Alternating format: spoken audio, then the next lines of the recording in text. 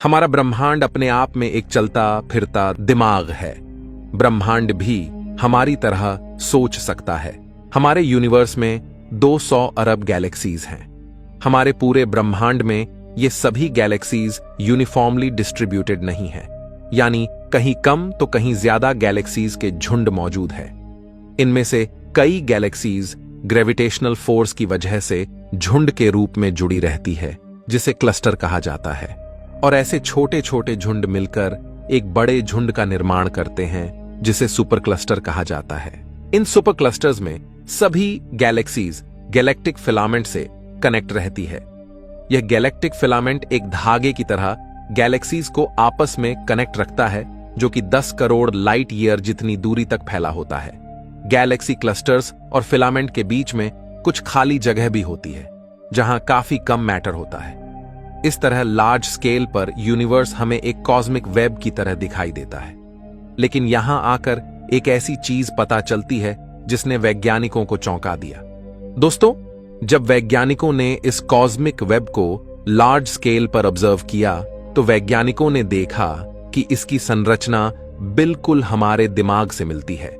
जिस तरह हमारे दिमाग में सभी न्यूरॉन्स एक दूसरे से कनेक्ट होकर एक वेब का निर्माण करते हैं, उसी तरह यूनिवर्स भी ऐसी ही संरचना बनाता है। अब इसे देखकर वैज्ञानिक हैरान है कि आखिर यह पूरा ब्रह्मांड हमारे दिमाग की अंदरूनी संरचना के जैसा ही क्यों दिखाई देता है, यानी एक ऐसी चीज जो किसी ने इमेजिन भी नहीं की। ऐसे में यह सवाल उठता है कि क्या हम किसी बड़े कॉस्मिक जीव के दिमाग में रहते हैं? आप यह जानकर हैरान हो जाएंगे कि हमारे यूनिवर्स में सबसे कॉम्प्लेक्स चीज हमारा ब्रेन है। यह इतना कॉम्प्लेक्स है कि आज हम अपने यूनिवर्स के बारे में बहुत कुछ जानते हैं, लेकिन ह्यूमन ब्रेन के बारे में 1% भी नहीं। ऐसे में यह सवाल और गहरा हो जाता है कि आखिर यूनिवर्स हमारे दिमाग की ही तरह क्यों दिखाई दे रहा है? आखिर यूनिवर्स हमें क्या बताना चाहता है? इस वजह से इस बात की तहकीकात करने के लिए 2020 में एक एस्ट्रोफिजिसिस्ट फ्रैंको वाजा और एक न्यूरोसाइंटिस्ट अल्बर्टो फिलेटी ने काफी गहराई से इस पर रिसर्च की, जिसमें उन्हें हमारे ब्रेन और यूनिवर्स में काफी समानताएं मिली। यह वैज्ञानिकों के लिए काफी शॉकिंग था। इस रिसर्च में बताया गया कि हमारे दिमाग के 1 मिलीमीटर एरिया में और ब्रह्मांड के 30 करोड़ प्रकाश वर्ष जितने एरिया की स्ट्रक्चर एक दूसरे से मेल खाती है। यानी अगर ब्रह्मांड एक काफी बड़ा दिमाग है, तो गैलेक्सीज उस दिमाग का एक न्यूरॉन है। ऐसे में वैज्ञानिक इस संभावना को लेकर भी सोचने लगे कि कहीं ब्रह्मांड में दिखने वाली गैलेक्सी हमारे दिमाग के एक न्यूरॉन का ही प्रोजेक्शन तो नहीं, यानी कहीं हमारा दिमाग ही ब्रह्मांड की एग्जिस्टेंस के भ्रम को तो पैदा नहीं कर रहा। वहीं वैज्ञानिक और चौंक गए जब उन्हें पता चला कि हमारे दिमाग में 69 बिलियन न्यूरॉन्स हैं और यूनिवर्स में मौजूद गैलेक्सीज की संख्या 200 अरब है। चौंकाने वाली बात यह है कि ये सभी न्यूरॉन दिमाग के पूरे हिस्से का 30% भाग है, और वहीं ये गैलेक्सीज भी पूरे यूनिवर्स के मास का 30% ही है, जो कि बिल्कुल बराबर है। अब जिस तरह दिमाग के सभी न्यूरॉन्स एक दूसरे से कनेक्टेड है और एक दूसरे को इंफॉर्मेशन ट्रांसफर करते हैं, उसी तरह ब्रह्मांड के इस कॉस्मिक वेब में मौजूद गैलेक्सीज जिस गैलेक्टिक फिलामेंट से जुड़ी है, उसके माध्यम से एक गैलेक्सी से दूसरी गैलेक्सी में मैटर ट्रांसफर होता है। हमारे दिमाग में एक एक node on an average 4 connections बनाता है। वहीं कॉस्मिक वेब में मौजूद गैलेक्टिक नोड भी 4 से 5 कनेक्शंस बनाता है। दोस्तों, यह सब देखकर वैज्ञानिकों का दिमाग तो चकराना ही था, और यह ऑब्जर्वेशन कुछ ऐसी संभावनाओं और सवालों को खड़ा करता है जिसे सुनकर आपको यकीन नहीं होगा। यानी, क्या ब्रह्मांड भी हमारी तरह सोच सकता है? क्या ब्रह्मांड में भी हमारी तरह कॉन्शियसनेस है? क्या हमारी कॉन्शियसनेस ब्रह्मांड की वजह से पैदा होती है? अगर ब्रह्मांड सच में एग्जिस्ट नहीं करता और यह हमारे दिमाग का प्रोजेक्शन है, तब क्या हम खुद ही ब्रह्मांड है? अगर ब्रह्मांड किसी दूसरे जीव का दिमाग है, तो वह जीव कौन है? क्या वह हमसे सुपर इंटेलिजेंट बीइंग है? क्या वह हमारी तरह ही एक इंसान है, या वह किसी दूसरे जानवर का दिमाग है? अगर ब्रह्मांड एक दिमाग है, तो यह एक डेड ब्रेन है या अलाइव? इसे और अधिक समझने के लिए हमें अपने दिमाग और ब्रह्मांड की ओर भी समानताएं और असमानताएं देखने की जरूरत है। अगर हम समानताओं की बात करें तो ऐसी कई समानताएं हैं जो हमें सोचने पर मजबूर करती हैं कि आखिर हमारे डेली लाइफ में मौजूद चीजों में, सूक्ष्म दुनिया में और यूनिवर्स में इतनी समानताएं क्यों हैं। जैसे कि एटम और सोलर सिस्टम की स्ट्रक्चर, गैलेक्सीज में मौजूद तारे, यूनिवर्स में मौजूद गैलेक्सीज, हमारे शरीर में मौजूद कोशिकाएं, कोशिकाओं में मौजूद एटम्स की संख्या लगभग 10 to the power 11 से लेकर 10 to the power 14 यानी लगभग एक समान ऑर्डर के नंबर में मौजूद है। दिमाग का 70% भाग पानी है और ब्रह्मांड में 70% भाग डार्क एनर्जी है। इस वजह से ऐसे सवाल वैज्ञानिकों के मन में है कि क्या हम सब और सभी स्टार्स, गैलेक्सीज मिलकर किसी जायंट लिविंग बीइंग के शरीर का निर्माण कर रहे हैं। दोस्तों, अब यूनिवर्स हमें यह सोचने पर मजबूर कर रहा है कि यह ब्रह्मांड तो किसी लिविंग बीइंग का जायंट ब्रेन है, जो शायद हमारी तरह और भी बड़े यूनिवर्स में यानी अपनी दुनिया में मस्ती कर रहा है। लेकिन जिस तरह हमारे ब्रेन में होने वाली फास्ट प्रोसेसिंग स्पीड की वजह से हम अपने सारे काम कर पाते हैं, क्या उसी तरह वह जायंट इंसान कर पाएगा? अगर आपके ऊपर कोई अटैक करता है तो आप तुरंत अपना बचाव करते हो। इस तुरंत होने वाले एक्शन के पीछे आपके शरीर में काफी तेज प्रोसेसेस हो रही है, जो कि सेकंड के 100वें हिस्से में हो जाती है। जैसे कि ब्रेन द्वारा सिग्नल देना कि आपको हाथ उठाकर खुद को बचाना है, उसके लिए आपके अंदर कंटिन्यूअस एनर्जी की सप्लाई होना, आपकी सेल्स में एनर्जी का प्रोड्यूस होना, आपके ब्रेन द्वारा चीजों को अंडरस्टैंड करना, यह सब तभी तेजी से हो सकता है जब हमारे अंदर की प्रोसेसेस कुछ मिली सेकेंड्स में ही हो। इसी तरह इस यूनिवर्सल लिविंग बीइंग की हरकतें भी इतनी तेजी से होने चाहिए। लेकिन यही यूनिवर्स अब हमें एक ऐसे नियम की याद दिलाता है जो हर बार हमारे घमंड को तोड़ता है, यानी एल्बर्ट आइंस्टाइन की स्पेशल थियरी ऑफ रिलेटिविटी, जिसके अनुसार इस ब्रह्मांड में कुछ भी प्रकाश से तेज संभव नहीं है। हमारे ब्रेन के एक न्यूरॉन से दूसरे न्यूरॉन के बीच एक मैसेज को ट्रांसफर होने में लगभग 1 मिलीसेकेंड का समय लगता है। लेकिन हमारा ब्रह्मांड इतना बड़ा है कि दुनिया की सबसे तेज स्पीड यानी प्रकाश की गति भी इसके सामने न के बराबर है। ऐसे में एक गैलेक्सी से दूसरी गैलेक्सी के बीच ट्रांसफर होने वाले सिग्नल की स्पीड अगर लाइट की स्पीड के बराबर भी हो, तब भी इस जायंट लिविंग बीइंग के दिमाग में एक सिग्नल को प्रोसेस होने में कई करोड़ साल लग जाएंगे। इस वजह से इस लिविंग बीइंग की हरकतें यानी सिर्फ हाथ हिलाना ही कई खरबों युगों में जाकर होगी। ऐसे में प्रकाश की गति हमारी कल्पना की धज्जियां उड़ाती है, लेकिन वहीं यूनिवर्स इतना रहस्यमय है कि यहां हमें ऐसी ऐसी नई रहस्यमय जानकारियां मिलती है जो हमें फिर से सोचने पर मजबूर करती है कि कहीं यूनिवर्स किसी का दिमाग तो नहीं।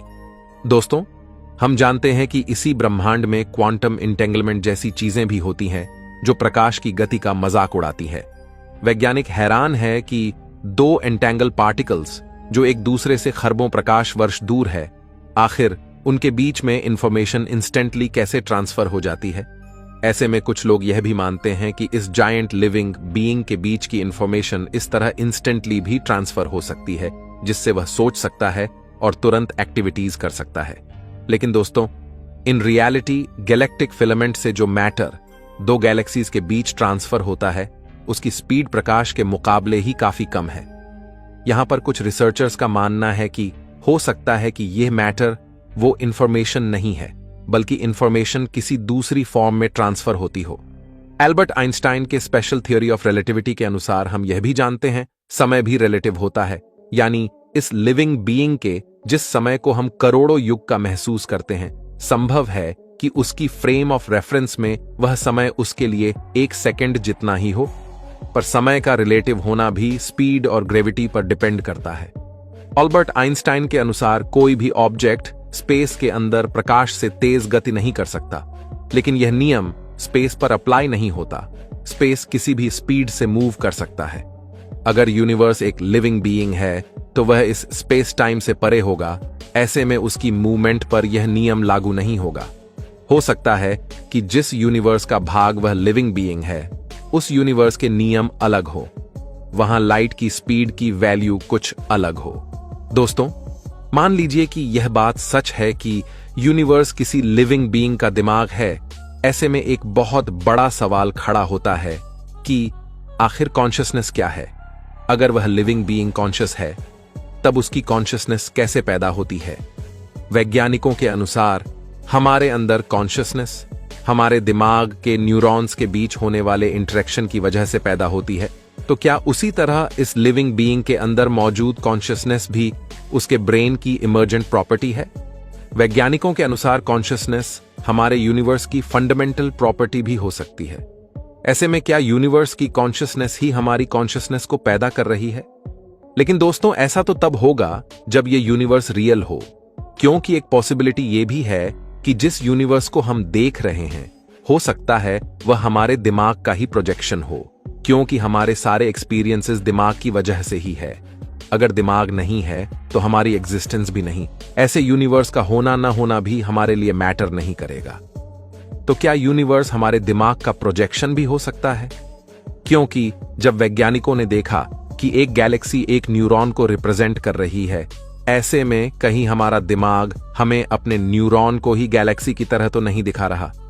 अगर दिमाग न्यूरॉन को गैलेक्सी की तरह दिखाता है, तो बाकी सभी स्टार्स, प्लैनेट्स, पृथ्वी, चांद, हमारी दुनिया, सब एटॉमिक पार्टिकल्स क्या है?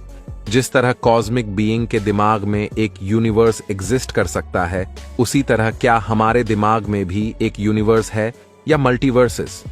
फिलहाल इस सवाल का कोई जवाब नहीं, क्योंकि हम सिर्फ कल्पना के समुद्र में गोता लगा रहे हैं। पर ब्रह्मांड के समुद्र में डाइव करने पर हमारी कल्पना को फिर से कई बड़े सवालों का सामना करना पड़ता है। जहां हमने ब्रह्मांड और दिमाग की कई सिमिलैरिटी देखी, वहीं कुछ ऐसी असमानताएं भी हैं जो हमें कहती हैं कि गालिब दिल को खुश करने के लिए ख्याल अच्छा है, यानी हम गलत हैं। दोस्तों, हम जानते हैं कि हमारा यूनिवर्स काफी तेजी से एक्सपैंड हो रहा है, लेकिन वहीं हमारा दिमाग और उसमें मौजूद न्यूरॉन्स का जाल बिल्कुल स्थिर है, वह एक्सपेंड नहीं कर रहा है। जहां हमारे ब्रह्मांड की सभी 200 अरब गैलेक्सीज एक दूसरे से कनेक्टेड नहीं है, वहीं दिमाग के सभी 70 अरब न्यूरॉन एक दूसरे से कनेक्टेड है। दूसरी तरफ जैसे जैसे यूनिवर्स एक्सपेंड कर रहा है, वैसे वैसे गैलेक्सीज के बीच के कनेक्शंस भी टूट जाएंगे। ऐसे में यह तथ्य हमें सोचने पर मजबूर करता है कि आखिर सच्चाई क्या है? आखिर ब्रह्मांड और दिमाग में इतनी समानताएं क्यों हैं फिर? एक अमेरिकी वैज्ञानिक सेबिन हॉसेनफेल्डर के अनुसार हम इस पॉसिबिलिटी को फिर भी एक बार के लिए कंसिडर कर सकते हैं, क्योंकि यह रहस्यमय यूनिवर्स हमें एक ऐसे इंटरेस्टिंग कॉन्सेप्ट के बारे में बताता है जो आपके दिल को नहीं तोड़ेगा, यानी यूनिवर्स में मौजूद कुछ नॉन लोकल कनेक्शंस। इसका मतलब है कि स्पेस में मौजूद एक पॉइंट अपने से खरबों प्रकाश वर्ष दूर किसी दूसरे पॉइंट से कनेक्ट भी हो सकता है। यानी जिस यूनिवर्स को हम काफी बड़ा मानते हैं, उसके अंदर कुछ इस तरह के खरबों खरब नॉन लोकल कनेक्शंस हो सकते हैं जो इसे हर जगह कनेक्ट करते हो। यानी इसके माध्यम से कोई इंफॉर्मेशन ब्रह्मांड के एक कोने से अरबों अरब प्रकाश दूर मौजूद दूसरे कोने तक इंस्टेंटली पहुंच सकती है। एक वैज्ञानिक ली स्मोलिन के अनुसार यूनिवर्स में ऐसे 10 to the power 360 local connections हो सकते हैं। यानी भले ही यूनिवर्स फैल रहा हो, गैलेक्सीज एक दूसरे से फिर भी कनेक्टेड हो सकती है। 2019 में द एस्ट्रोफिजिकल जर्नल में छपी रिसर्च के अनुसार वैज्ञानिकों ने एक ऐसी चीज ऑब्जर्व की जो इन नॉन लोकल कनेक्शंस के होने की गवाह बनती है। वैज्ञानिकों ने 2 ऐसी गैलेक्सीज की मोशन में आपसी सामंजस्य देखा जो एक दूसरे से लाखों प्रकाश वर्ष दूर है, यानी इतना दूर कि उनकी ग्रेविटी एक दूसरे को प्रभावित नहीं कर सकती। इसके पीछे एक कारण किसी प्रकार का नॉन लोकल कनेक्शन ही हो सकता है। वहीं 2014 में यूरोपियन ऑब्जर्वेटरी ने यह अनाउंस किया कि उन्होंने एक दूसरे से काफी दूर मौजूद 2 सुपरमैसिव ब्लैक होल्स के बीच विचित्र अलाइनमेंट देखा है। साथ ही 2 क्वासार्स के बीच भी एक सामंजस्य देखा है जो एक दूसरे से काफी दूर है। यह सब तभी संभव है जब यूनिवर्स में छोटे छोटे वर्म होल्स जैसे नॉन लोकल कनेक्शंस मौजूद हों। ऐसे में अगर universe in non local connections से कनेक्टेड है, तो ब्रह्मांड में मौजूद कनेक्शंस ब्रेन से भी करोड़ों गुना ज्यादा कनेक्टेड होंगे। यानी अगर ब्रह्मांड एक ब्रेन है, तो यह हमसे काफी ज्यादा कॉम्प्लेक्स होगा और काफी ज्यादा पावरफुल होगा। जिसे हम इमेजिन नहीं कर सकते। दोस्तों, अब इस वजह से वैज्ञानिक एक काफी विचित्र और आश्चर्यजनक अवधारणा की बात करने लगे हैं, जिसके अनुसार न सिर्फ ब्रह्मांड एक दिमाग है, बल्कि जिस तरह हम इंसान और धरती पर मौजूद लाइफ एवोल्यूशन के चलते धीरे धीरे डेवलप हुई, उसी तरह यह यूनिवर्स भी किसी जीव की तरह इवॉल्व हुआ है। 2020 में एक थियोरेटिकल फिजिसिस्ट विटाली वंचूरिन ने एक पेपर लिखा, जिसमें उन्होंने बताया कि पूरी दुनिया एक न्यूरल नेटवर्क है, हमारे दिमाग की तरह। और यह नेटवर्क न सिर्फ यूनिवर्स को सोचने की ताकत देता है, बल्कि यूनिवर्स भी कंटिन्यूअसली सीखता है और इवॉल्व करता है। जिस तरह अरबों साल पहले लाइफ एक कोशिका से बढ़ते बढ़ते आज हम इंसानों जैसी हाई कॉम्प्लेक्स लाइफ को पैदा कर चुकी है, उसी तरह यूनिवर्स भी अरबों साल के विकास क्रम से गुजरकर लाइफ की ही तरह हाईली कॉम्प्लेक्स बनता गया है और बनता जाएगा। यानी यूनिवर्स भी हमारी ही तरह एक लिविंग बीइंग है, जो हमसे खरबों गुना कॉम्प्लेक्सिटी रखता है। वैज्ञानिकों के अनुसार नेचुरल सिलेक्शन और क्रमिक विकास न सिर्फ जानवरों में होता है, बल्कि सूक्ष्म क्वांटम दुनिया से लेकर कल्पना से परे विशाल यूनिवर्स में भी लगातार इवोल्यूशन चल रहा है। इस बात का मतलब यह है कि यूनिवर्स भी लगातार अपने आप को बदल रहा है। जिस तरह नेचर में हमारी तरह कॉम्प्लेक्स इंटेलिजेंट इंसान पैदा हुए हैं, उसी तरह नेचुरली यूनिवर्स में भी इंटेलिजेंट इवोल्व हुई होगी। वहीं वैज्ञानिकों के अनुसार जिस प्रकार धरती पर कॉन्शियसनेस पैदा हुई है, उसी तरह यूनिवर्स भी कॉन्शियस हो सकता है। यहां आकर एक ऐसी संभावना सामने आती है जो हमें और चौंका देती है, यानी कॉन्शियसनेस न सिर्फ यूनिवर्स में है, बल्कि हर चीज में कुछ न कुछ कॉन्शियसनेस हो सकती है। इंटीग्रेटेड इंफॉर्मेशन थ्योरी के अनुसार सभी लिविंग ऑर्गेनिज्म इंफॉर्मेशन को कलेक्ट करके उसे इंटीग्रेट करते हैं, और इस थ्योरी के अनुसार किसी भी कॉम्प्लेक्स सिस्टम के लिए एक नंबर दिया जा सकता है जो इंफॉर्मेशन को इंटीग्रेट करते हैं। उस नंबर को फाई कहा जाता है। अगर यह नंबर 0 से ऊपर है तो उसमें कुछ न कुछ कॉन्शियसनेस जरूर होगी, यानी मशीन्स जैसे कि इंटरनेट भी कॉन्शियस हो सकता है। इसी तरह यूनिवर्स जिसमें लगातार अरबों खरबों प्रोसेसेस हो रही है, उसमें भी हमसे काफी ज्यादा हायर कॉन्शियसनेस हो सकती है। यानी वैज्ञानिकों के अनुसार हर चीज में कुछ न कुछ कॉन्शियसनेस है, और सबकी कॉन्शियसनेस एक दूसरे से अलग अलग लेवल पर है। ऐसे में अगर यूनिवर्स कॉन्शियस है तो उसकी कॉन्शियसनेस कैसी होगी, वह क्या सोचता होगा। जिस तरह एक मच्छर में भी कॉन्शियसनेस तो है, लेकिन हमारी कॉन्शियसनेस एक मच्छर से बिल्कुल अलग है, उसी तरह क्या इस लिविंग बीइंग की कॉन्शियसनेस हमसे ऊपर है? क्या उसमें हमसे कुछ अलग फीलिंग्स हैं? कहीं हमारी थिंकिंग एबिलिटी यूनिवर्स की वजह से तो नहीं, यानी यूनिवर्स हमारी थॉट्स को कंट्रोल कर रहा हो, या फिर हम सबकी कलेक्टिव थॉट ही यूनिवर्स की थॉट प्रोसेस को ड्राइव करती हो, यानी हमारे सोचने की वजह से यूनिवर्स सोच रहा हो। क्योंकि अब तक वैज्ञानिकों की रिसर्च के अनुसार सिर्फ पृथ्वी ही एकमात्र ग्रह है जहां लाइफ मौजूद है। हमारे पड़ोसी ग्रह लाइफ से सुनसान पड़े हैं। फेर्मी पैराडॉक्स के अनुसार अगर कहीं और लाइफ होती तो अब तक पूरी गैलेक्सी लाइफ से भर जानी चाहिए थी। हमारी ही गैलेक्सी के अरबों ग्रहों पर लाइफ का कोई सिग्नल नहीं है। यह हमें सोचने पर मजबूर करता है कि कहीं यूनिवर्स की इस कॉन्शियसनेस का कारण हमारी लाइफ और कॉन्शियसनेस तो नहीं है। दोस्तों, आप जानकर शॉक्ड हो जाएंगे कि अगर हमने कॉन्शियसनेस को समझ लिया तो हम कुछ ऐसी स्पेसशिप भी बना सकते हैं जिसे बायोशिप कहा जाता है, जो बायोलॉजिकल मटेरियल से बनी होगी और जिसमें कॉन्शियसनेस भी होगी, जिस वजह से वह सेल्फ रिपेयरिंग शिप होगी जो अपने आप खुद को रिपेयर कर सके, पॉसिबली जिसमें कुछ फीलिंग्स भी हों। ऐसे में जिस तरह हम इंसानी शरीर को समझ सकते हैं, उसी तरह यूनिवर्स भी एक बायोलॉजिकल सिस्टम हो सकता है। दोस्तों, जिस तरह ब्रह्मांड क्वांटम दुनिया से चलता है, उसी तरह हम इंसानों के शरीर के अंदर भी वही क्वांटम प्रिंसिपल्स हमारे बायोलॉजिकल सिस्टम को गवर्न कर रहे हैं। अब वैज्ञानिक मान रहे हैं कि यूनिवर्स को भी बायोलॉजी की तरह समझ सकते हैं और हमारी शरीर को भी हम क्वांटम फिजिक्स से समझ सकते हैं। दोनों में ही कॉन्शियसनेस फिजिक्स की वजह से पैदा हो रही है।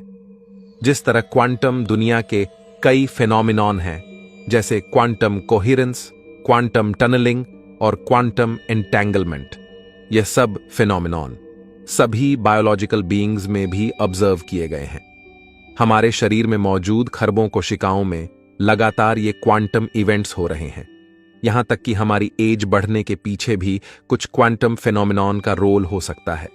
जहां कुछ वैज्ञानिक कॉन्शियसनेस को लेकर सोच रहे हैं, वहीं कुछ रिसर्चर्स इस बात की ओर इशारा कर रहे हैं कि यूनिवर्स में बिछा ये cosmic web, cosmic neural network किसी कंप्यूटर सिम्युलेशन का हिस्सा तो नहीं।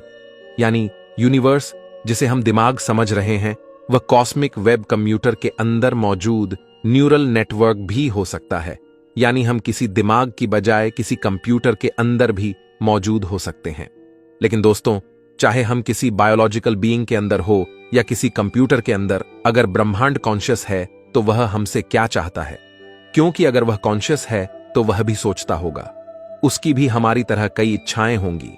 ऐसे में सवाल है कि क्या उसका कोई मकसद है? आखिर वह हमसे क्या चाहता होगा? यानी हमारी जिंदगी को वह कौन सा मकसद देना चाहता है? क्या वह हमसे अपने किसी मकसद को पूरा करना चाहता है? इसके लिए हमें सोचना होगा कि आखिर ब्रह्मांड हमें क्या इशारा दे रहा है कि हम अपनी लाइफ में क्या करें, क्या ना करें। ब्रह्मांड के अनुसार हमारी जिंदगी का क्या मकसद हो सकता है? दोस्तों, यूनिवर्स की ब्रेन से इन सिमिलैरिटीज पर हमने अनेकों संभावनाओं में गोता लगाया, लेकिन वैज्ञानिकों के अनुसार अब तक ऐसा कोई ठोस सबूत, कोई एक्स्ट्रा ऑर्डिनरी एविडेंस नहीं है जो इस बात को पूरी तरह साबित कर सके। लेकिन ऐसी संभावनाओं के समंदर में डाइव करके ही हमें कोई ना कोई किनारा मिलता है। तो ऐसे में आप क्या सोचते हैं? क्या यूनिवर्स भी हम सबकी तरह सोचता है? कमेंट में मुझे जरूर बताएं। मैं मिलता हूं आपसे किसी अगले वीडियो में। तब तक के लिए ब्रह्मांड में घूमते रहिए।